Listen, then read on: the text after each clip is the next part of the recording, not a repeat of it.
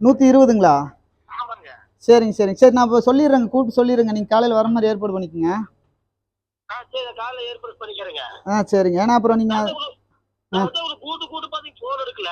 அது எங்கேயோ வண்டியில் கிண்டியில் போயிட்டு இருந்திருப்பேங்க. சரிங்க. அப்புறம் சரி அப்ப இல்லைன்னா ஃபோன் எடுக்கலான்னு பார்க்கணுங்க. சரிங்க நீங்க இப்ப கூப்பிடுறீங்க எங்கேயும் போலிங்க, வீட்லயே உட்காந்துக்கிறேங்க. சரிங்க சரிங்க.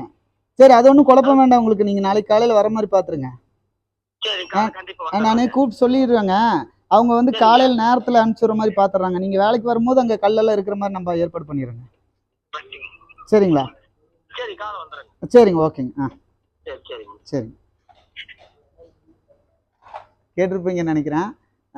எஞ்சி பிஞ்சி மிச்சமாக இருக்கிற கொஞ்சோண்டு கொங்கு தமிழ் இவ்வளவுதான். சிட்டிக்குள்ளே அதுவும் கிடையாது.